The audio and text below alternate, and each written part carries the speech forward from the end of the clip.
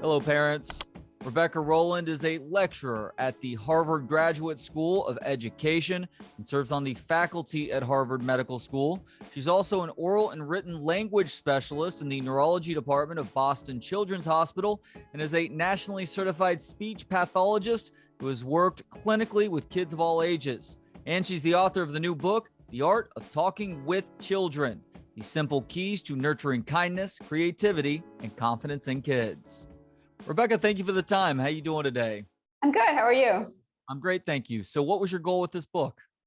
So I'm really interested in bringing conversation back into our conversation, basically talking about the power of conversation with kids, realizing how much we're often on autopilot with our kids and how much we can do, whether you're a parent, teacher, anybody who interacts with kids, to enhance your relationship.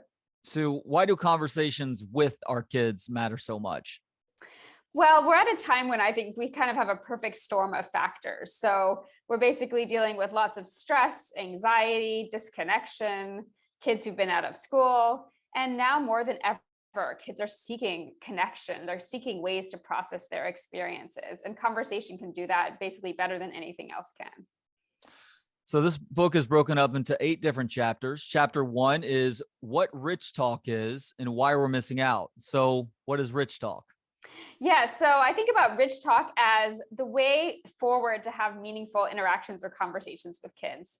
There's 3 parts. So it's adaptive. I call the ABCs of rich talk. So A stands for adaptive, meaning that you're going with the flow of your child, their mood, their temperament, and so on.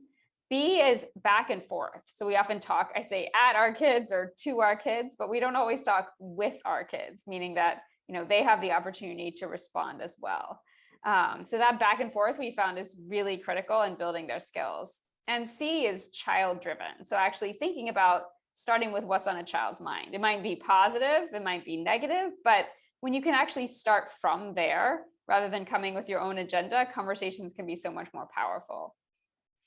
Yeah, and I think it's important also that kids come to their own conclusions, even with your maybe nudging assistance at times versus you offering that unsolicited advice and constantly trying to tell them how they need to be thinking about things too. Exactly. Yeah, I think we often think we're going to teach kids by talking at them, but actually they're not often listening when we do that. So coming to their own conclusions actually is much more effective for sure. Yeah, no question. Now, you studied how much interactions between teachers and students matter on classroom goals and also how much support the teachers provided. What did you learn there? Yeah, so I actually found a big distinction between what we call mastery climate, and achievement climate. So mastery meaning that mistakes are seen as part of the learning process. Actually, we see that learning is a journey and children don't feel ashamed of not knowing. They say, okay, well, what else can I do? They take an active approach. Whereas achievement means they're really seeking to be the best, to finish fastest, to get ahead. And what I found is that actually when teachers encourage the mastery, so they encourage the mistake making and talking about mistakes and learning as a journey, children actually achieve more and they're also more motivated. And that effect is actually more as students get older. So even in 6th grade, it's the most salient. And I sort of was theorizing that that's maybe because children are so involved and invested in competing with one another that they get distracted from actually learning. Yeah, on the subject of mastery, I actually have 2 kids at home, 7 and 5, who have just completed the Montessori schooling and they're now going into the public school. And I have to admit, I'm a little bit concerned that we are shifting from this idea of practicing, fully engaged in and eventually mastering certain skills versus the rote learning that is the primary means of trying to teach kids at the public level. Yeah, I mean, I would say the good thing is that I think it varies so much by teacher. So there are some things that are set in terms of a curriculum and so on in public schools, but teachers do have so much leeway in terms of the way they talk about learning. So I wouldn't say it's as black and white as, Montessori being, although, Montessori I have seen does a great work in terms of this mastery approach often, but I do think it often comes down to a teacher and how they're talking about how kids are learning. So pressure to succeed often leaves kids stressed. This, of course, includes young kids as well. Where is that line, though, where a parent's encouragement and assistance to help his child to do well could go from productive to harmful? Yeah, I think it really involves taking cues from a child. So I really emphasize in the book that kids are so different in terms of the amount of, nudging or encouragement that they need and benefit from versus what is too much. So as a parent, as an educator, I really support parents to find that line. Where is it that the child seems to be flourishing, thriving, asking for more versus where does a child shut down or say, they seem shy, they seem not wanting to do something. So I think when you can find that line for each child is where you can find the sweet spot. What's the proper way to help a child who is venting a lot of frustration? Yeah, I would want to go and ask questions. So I emphasize a lot of sitting with a child and really just getting to understand their thought process. So rather than saying we're going to fix the frustration, which is what we often do with the best of intentions, actually sitting and saying, well, let's get more into this frustration. What specifically about it is frustrating? And then putting the onus and responsibility in some part on the child. What can you do to fix it? So rather than feeling like we need to come in and save the child, really supporting them to be more active there too. You also point out that kids experience big jumps in reading. My 5-year-old has actually just gone through this. Can the same be said with conversational development, where it's not necessarily this linear process? Definitely. Yeah. So we see big jumps in terms of not only how kids are speaking, but even in terms of how much they're able to attend. So one aspect, the executive functioning, just involving attention, prioritizing, and so on, has a big jump from, say, ages 3 to 6. So that preschool age, kids are really learning, say, how to, stay on topic, how to attend to their friend, things like that, and perspective taking and so on. So we often see around ages 4 to 5 that kids are able much more to take someone else's perspective, whereas before it's just really difficult for them. What is embodied face-to-face conversation?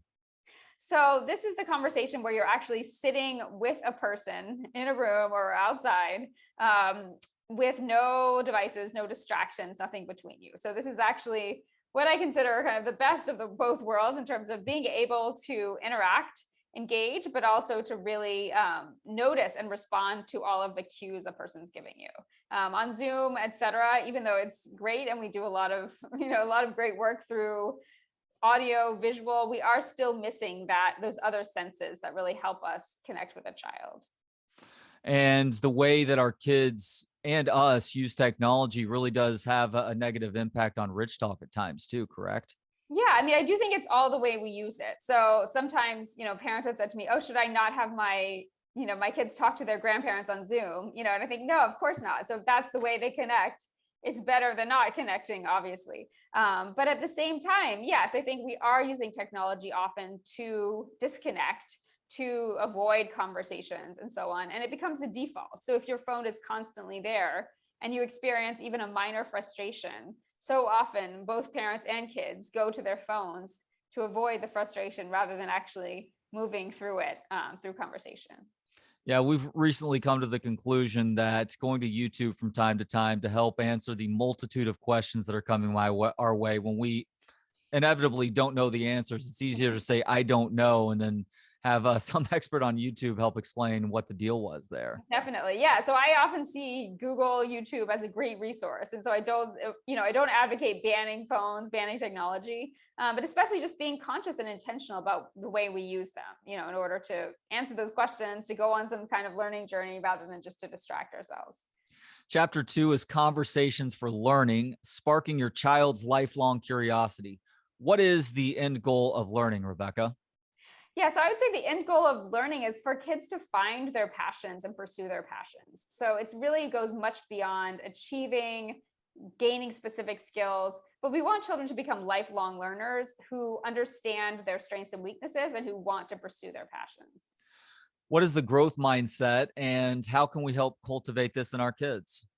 Yeah, so the growth mindset is something Carol Dweck has really talked a lot about, which is the idea that we can improve with effort. So basically, not just I'm bad at mathematics because I'm not smart, but maybe I didn't do well on this test because I didn't study. So it's all about the ways and the reasons we give for our success or lack of success, and the openness to improving with effort. And setting that growth mindset early is so critical in terms of helping kids actually gain skills by putting in more effort rather than just saying, oh, it's a part of me that I'm either good or bad at something.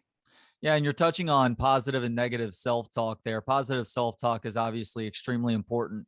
What should a parent do if he or she sees his or her child muttering to themselves negative talk too much? Yeah, I mean, I would really talk to the child about that. I would start by helping the child understand that this kind of self-talk isn't really serving them. So you can really talk with a child, even a young child, about, how do you feel when you say those things to yourself? What do you do afterwards? And emphasizing that if we want to improve, that all starts with how we talk to ourselves. I think at the same time, the modeling is so important. So we often forget that kids are always listening when we're muttering to ourselves as well. So I think, just being attentive, knowing that we're always going to, things are going to happen. But if we can watch and even catch ourselves and try to repair that, it's also really important. When considering how rich talk can help kids learn, you started using the 3 E's as a good guide. That would be expand on a child's thinking, explore aspects beyond the here and now, and evaluate the process and product of thinking with a reflective, compassionate eye. Do you have a good example of this in action? Yes. So, for example, say a child just sees a robot, going along and it's broken, and the child, maybe young child, says, "Robot doesn't work," something like that. And so, expanding, you start to expand on what the child says. So, make it longer, make it, bigger, make the sentence have more details. So, start to investigate. So, for example, oh yes, that robot does look broken. Then exploring, why do you think the robot's broken? Do you think it's the lack of batteries? Let's look at it. Let's go beyond kind of the here and now, what's in front of us, and talk through, do you think, how long have we had these batteries in? Look at the history. What would happen if we, put in bigger batteries than it needs? Can we fit them in? All this kind of exploring and evaluating, being afterwards, you take a look at it. Did it work? What our strategies were? What else could we try? And modeling that helps children with their self-awareness. So later on, when you're not there, the idea is that they can go through this whole process either on their own or with friends or peers. And encouraging a cultivation of somebody who loves to read, you talk about engaging in books with a child, and then also something called the 5 finger rule. What is the 5 finger rule? Yeah, so this is something that teachers probably may have heard of, especially if you're in early education or elementary, which is just that you should have about 5 words on a page for a child that are too hard to read. And if you have more than that, it's too hard of a book. And if you have less than that, it's too easy of a book. And this is a rule that many, many parents and teachers constantly use. And I don't think it's a terrible rule, but at the same time, I think people have stuck too firmly to it. I had so many parents and teachers tell me, oh, your child shouldn't read this book. It's too hard for them. But my child really wanted to read the book. And so at that point, it becomes less a question of following the child and more about following a rule. So I advocate really focusing on what the child's interested in and supporting them in that, rather than sticking to some kind of arbitrary rule like that. You described a concept that I hadn't really considered before, but there is a way to foster metacognition with kids. That is to have them think about thinking. What do you mean by this? Yeah, so I mean that we're always thinking, obviously, but we don't always take the time to talk about kind of the quality of our thinking or how our thinking is working for us, how effective it is. And it's actually pretty simple, but you can do this with even young kids to model for them kind of the ways in which their thinking is or isn't working for them. Looks, something like, for example, say you're trying to fix your car and you say, oh, I thought it was it didn't have enough oil, but I checked the oil and it does have enough oil. So now I realize my first impression was wrong. What else could I do? So you're starting to realize and kind of get a handle on, well, what is your thinking like? What's correct? What's incorrect? And you're strategizing out loud. And doing this is so key in helping children kind of take ownership of their learning. The U.S. introduced Common Core standards in 2010. How did this change public education in America? Yeah, so I would say that in some ways it kind of standardized things. So oftentimes states have had, wildly different standards before this. But at the same time, it did create kind of this pressure to all, push forward to have kind of achievement in math and reading be kind of the factors that define education. And so in doing so, we've lost a lot of the other subject matter. We've lost a lot of, even critical thinking that takes more time than these specific skills. And we're oftentimes using kind of a deficit model, saying this child's falling behind, this child isn't meeting benchmark, which at some level does help us realize that a child's not developing skills, but also can avoid having those bigger discussions about the purpose of education. Chapter 3 is conversations for empathy, fostering your child's understanding of others. So what is empathy, and is there a best method to talk with children about empathy? Yeah, so I've really gone to the research and found empathy is often considered to have 3 parts. So we think about it maybe as one thing, but it really can be broken down into 3. The first is more cognitive or mental, so taking someone else's perspective. The second's more emotional, so kind of feeling into another person's feelings. And the third is what's called compassionate action. So actually you feel someone's feelings and you're moved to do something. So simply having empathy for another person and stepping away isn't really a full expression of empathy. So in terms of talking about what to do, I would say really supporting children with each aspect of that process. So thinking about, well, how might this person feel in this situation, but also how can this specific person be helped? So rather than saying, let's just help everyone the same way, actually taking someone's perspective really does help other people in the way they want to be helped. Say maybe your neighbor wants flowers if they're sick, but maybe they want to be visited, and brought cookies or whatever. So actually each individual has their own ways in which they want to be supported, and recognizing that individuality is really key. You say that every child has an empathy profile. Is what you just said there play into the idea of an empathy profile? Definitely. Yeah. So some kids, I would say, are very, very emotional to the point that they can oftentimes feel even too much of their peers' feelings, for example. So if their friend starts crying, they immediately start crying, or they say, my friend's having a bad day, so that means I'm having a bad day too. They really empathize to such an extent that it's hard for them to draw boundaries. Other children have sort of an opposite difficulty in that they struggle to feel the emotions of another person. And so when a friend is crying, they struggle to understand why that friend might be upset. So really recognizing where your child falls on that spectrum is really helpful in terms of figuring out, well, what can I do next? How can I best help? How does empathy mean also to accept a certain level of mystery? Yeah, so really empathy means recognizing that we can't fully know another person.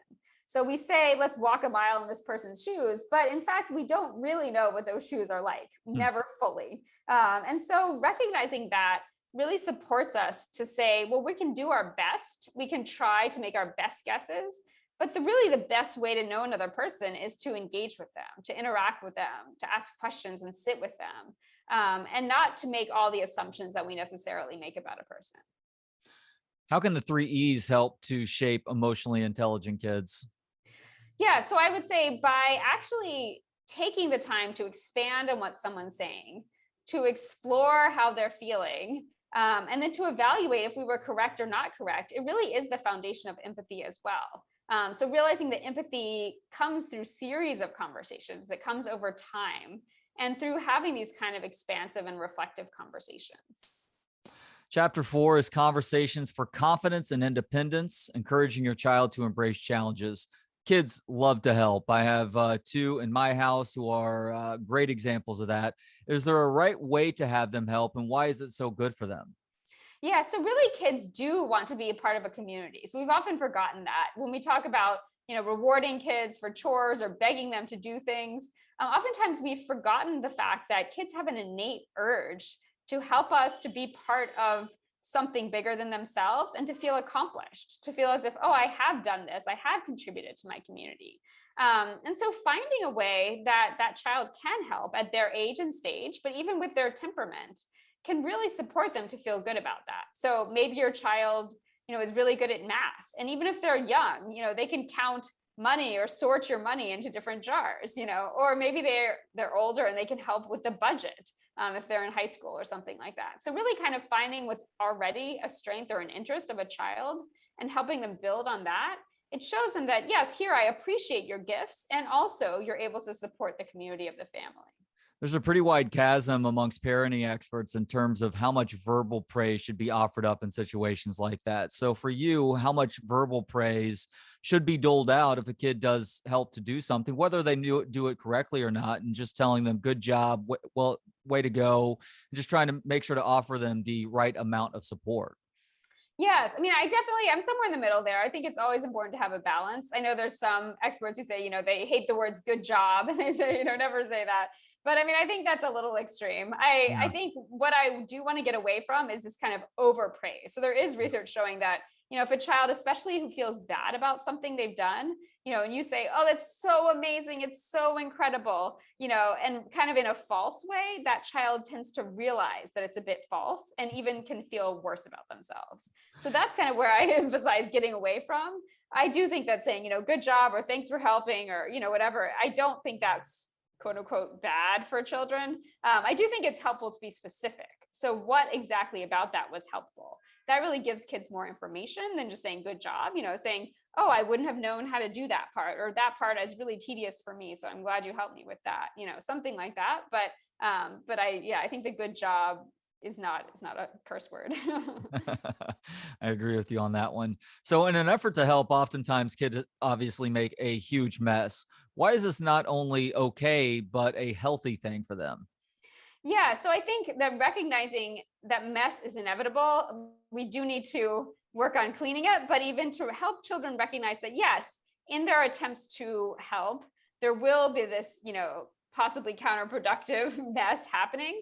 And to allow them to realize that, but also to recognize, well, what do we want as a family or as a classroom? We want order in some ways, and how can we get things back into order? That even helps them with this repairing process. So both making the mess in helping and then recognizing, okay, now I need to do something about this. That's going to give them skills they can use later on as well. Hmm. Chapter 5 is conversations for building relationships or cultivating your child's social skills. How do friendships develop in phases? Yeah, so oftentimes we think about friendships as kind of a one size fits all, but children are always developing in terms of their abilities to connect with friends, especially when they're younger. They often think in much more simple terms. So things like, oh, this friend has a nice pool, so I like going to their house, or, this friend has nice candy that their mom gives them, something like that. But as they get older, they're much more able to take others' perspectives, to see kind of what specifically they like about friends, and even to comfort friends. So helping them from younger ages move towards those more kind of advanced or nuanced levels of friendship is really helpful. And is there something that we can do to help kids see their many social aspects too? Yes, I think to help kids recognize that all of us kind of fit on a profile of social skills. So it may be that for some of us, meeting new people is really difficult, but it's much easier once you already know them. Helping kids recognize where they fall in their different social aspects. Say, is it easier for them to empathize when someone's upset, but it's harder for them to celebrate with someone else? Something like that. It helps them see kind of where are their strengths and where are places they can grow. And that helps them become a better friend. So we all need downtime and playtime, Rebecca. I don't care if you're an adult or a kid, but this is obviously especially true for kids. But what is play? Yeah, so really play is something that applies to people of all ages. So I would say children, but also adults. It's not so much just playing sports and games, although that's the way we typically talk about play. It has much more to do with attitude. So it's the way you engage in something, the way you're thinking about something. So I often use the example of running. So you might run, out of motivation to get exercise, or your doctor said to do that. So it's not really a playful thing, but you might run instead out of enjoyment. You might run because you enjoy the feeling of it, and you might play around. You might say, well, I wonder how far I can run. You might set challenges for yourselves. So in that way, you're taking a much more playful attitude towards the same activity. It might look the same as the other one, but it's actually very different.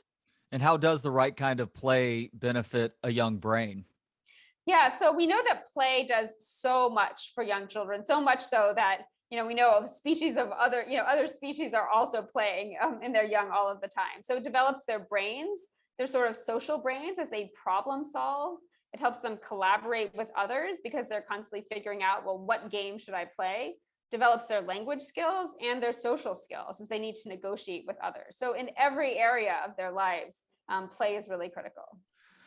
Troubling research has found that kids are less creative than the past, and this is a trend that's been going on since the 1990s. Why are our children less able to generate unique and unusual ideas while also being less funny in the process?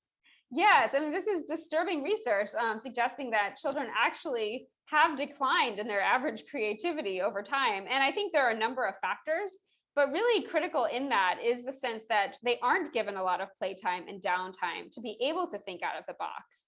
Their activities are often very structured, and even their responses are very structured. So, sort of, what is the right answer? What is the right way to do this? Is often very much boxed in. So they're not actually encouraged to talk out of the box, to think out of the box, or given downtime in which to explore those ideas. How much do you think screens are impacting this too? I think screens have a role. I wouldn't say it's the primary factor, but I do think especially passive use of screens. So a lot of research showing, scrolling through endless videos or scrolling through TikToks or something like that is a much, is detrimental to children's brains. Whereas other uses of screens, such as, watching a documentary, something like that, there's probably much more learning happening. I love to read about this because I still see it play out every Christmas in my house. But what is the cardboard box principle?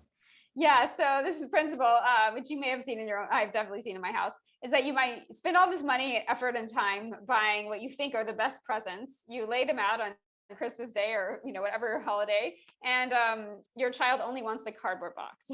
So really saying that the simplest presents, the simplest things in the house are often the things your child most enjoys playing with, that we can really get away from buying more, doing more, and thinking about the other uses of really simple objects. You also explain how playful conversations supercharge the imagination. What are playful conversations? Yeah, so I think of playful conversations as started often with questions. So things like, what if we, or how could we? These are conversations that allow us to think of multiple options, different possibilities, and start to be okay and even happy with ambiguity. Things like, this might not be the only way to do it. Let's think of other ways. So how could we make this robot move upside down? How might we, make it work if we were in outer space? So we're starting to really play around with ideas to examine and explore without a singular focus on being right. And how can video games also be a positive for kids? Yeah, so oftentimes we hear such video games always linked in kind of negative tones in these most parenting books, but I've really seen that the research doesn't necessarily support that. So actually some of these games, whether it's Roblox, whether it's Tetris, these games where children are building, where they're communicating with others, it really does allow them to examine multiple possibilities as well. I wouldn't want to overemphasize video games and have kids play them all the time, but I don't think they are uniformly bad, as many books suggest. Yeah, there are also age appropriate games too, obviously, but we just Exactly. brought this new Super Mario Brothers game for the Nintendo Switch, and you can play four players at once, but you really have to learn to work together in order to pass the levels. And that requires you to communicate and make sure whichever person is going first and that somebody's not getting too far ahead of everybody else. Mhm. It is something that I think that I've really changed my mind on over the last couple of years is I've started to read more insightful information and research from folks like you who really started to shed light on how it can be a positive too. Definitely. Yeah. And I've seen that in my own house too. I think some people have said, oh, your children play video games. Actually, only my older daughter who's 10. But I do think that there's a lot of positives that can come out of it. Definitely. So chapter 8 is conversations for temperament, bringing out your child's best. What is temperament? So temperament is kind of an aspect of personality that is partly biological, but is partly shifting over time. So it has to do with kind of how your child is as a person with different aspects. So kind of how active they are, how much energy they have, what their general mood is like, and so on. So there's several other factors, but generally you can think about it as kind of how your child, what kind of flows along with your child through their life. So that may be that your child wakes up in the morning with tons of energy, and you're kind of more of a night owl, that you wake up more sluggish. And what we found in the research is actually the match or mismatch between your temperament and your child's temperament that makes a really big difference in how well you're getting along. When is it appropriate age-wise to speak with a kid about his or her temperament, and what does that conversation look like? I wouldn't say there's a particular age to which to start these. I think as soon as children are able to be a little bit self-aware, you can talk to them in age appropriate ways about it. So for example, say you have a 4 or 5-year-old and they're really, really active in the morning, and you know, are not active in the morning and you need a little time to wake up.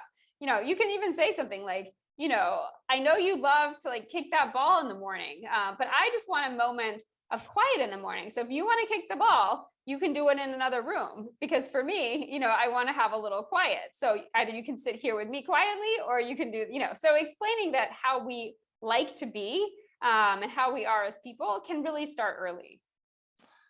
And finally, different kids require different tones. You cite the book, The Orchid and the Dandelion, in explaining how most kids fall in the dandelion category, which is being more adaptive to a range of situations. And around 20% of kids are classified as orchids, that is more biologically sensitive to both good and bad environments. One of my kids is a dandelion and the other is definitely an orchid.